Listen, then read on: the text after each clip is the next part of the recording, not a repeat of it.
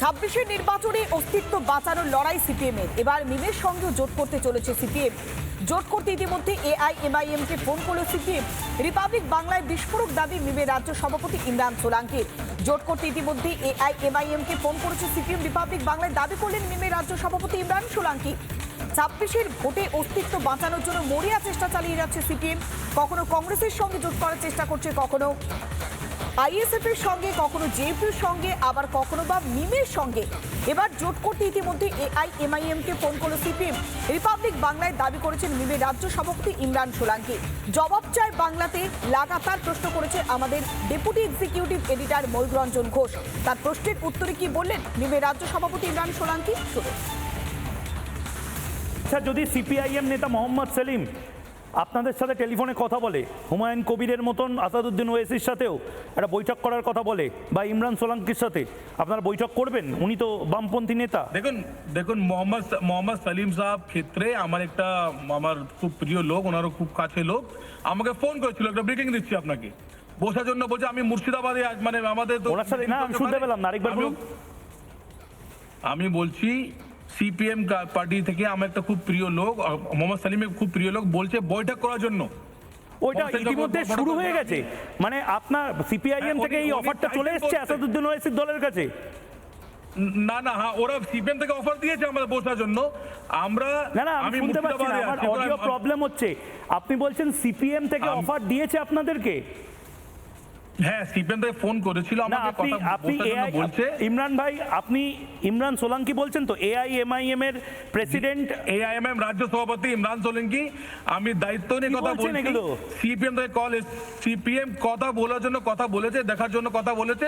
আমরা নিশ্চয়ই বসবো, ওদের আগে মতামত নিব। আপনাদের কি মতামত? আপনারা ওদের বাড়িতে যাবেন না, ওরা আপনাদের বাড়িতে আসবে? আমাদের বাড়িতে আসতে হবে এখন সংখ্যালঘুর কথা শোনার জন্য, সংখ্যালঘু ভোটের জন্য আমাদের বাড়ি আসতেই হবে।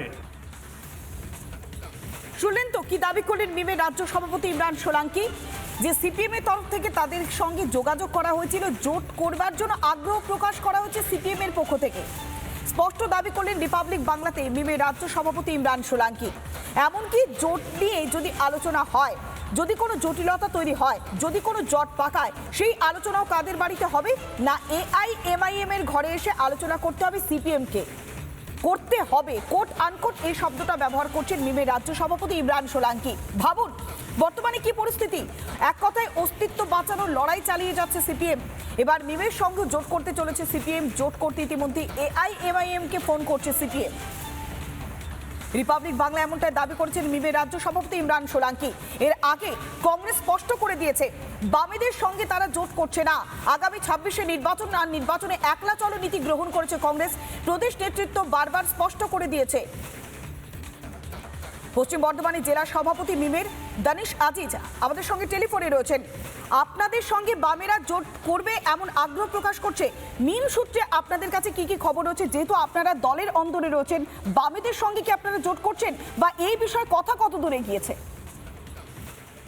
দেখুন, এখন আমাদেরকে বাম আছে, কংগ্রেস থেকে আছে, আরো অন্যান্য দল যারা আছে, ঠিক আছে, তারা আমাদেরকে হিডেন ভাবে ফোন করে যাচ্ছেন। পাবলিকালি আসতে ফোন করছেন না ওনারা, হয়তো ওনাদের মান সম্মানে লাগছে, কিন্তু ওনারা হিডেন ভাবে আমাদেরকে কন্ট্যাক্ট করছে, ফোন করছে। আগামী দিন জোটের জন্য ওনারা রিকোয়েস্ট করছেন। সিপিএম এরও তো অনেকগুলো অংশ আছে, ফরওয়ার্ড ব্লক আছে, সিপিআই আছে, সিপিআইএমএল আছে, এরকম করে অনেকগুলো যারা ওনাদের আছেন, সবাই আমাদের সাথে মানে কন্ট্যাক্ট করছেন, কথাবার্তা চলছে ইন্টারনালি।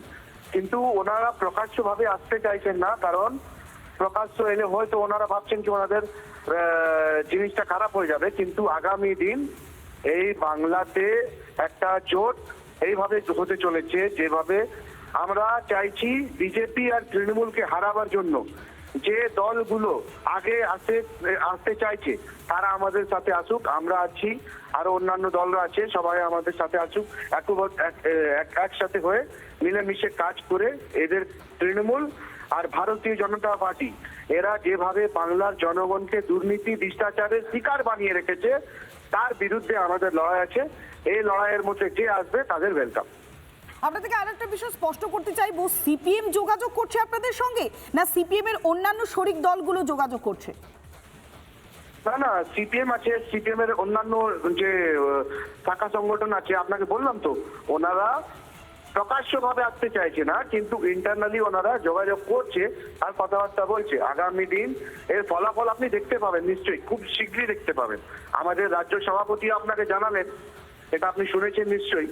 তো আগামী দিন এর ফলাফল আপনারা খুব ভালোভাবে দেখতে পাবেন। বেশ, অনেক ধন্যবাদ। আমরা কথা বললাম পশ্চিম বর্ধমানের মিমের যে সভাপতি দানিশ আজিজ, তার সঙ্গে কথা বললাম, যেখানে স্পষ্ট তিনি বলছেন যে হিডেন ভাবে, অর্থাৎ তারা প্রকাশ্যে না বললেও ভেতর থেকে যোগাযোগ করা হচ্ছে মিমের সঙ্গে, অর্থাৎ সিপিএম যেন অস্তিত্ব বাঁচানোর জন্য মরিয়ার চেষ্টা চালিয়ে যাচ্ছে। আমরা কথা বলেছিলাম বিশিষ্ট আইনজীবী তথা সিপিএম নেতা বিকাশ রঞ্জন ভট্টাচার্যের সঙ্গে, পাশাপাশি কথা বলেছিলাম সিপিএম নেতা সুজন চক্রবর্তীর সঙ্গেও। তারা কি বলছেন এই জটিল বিষয় শুনুন।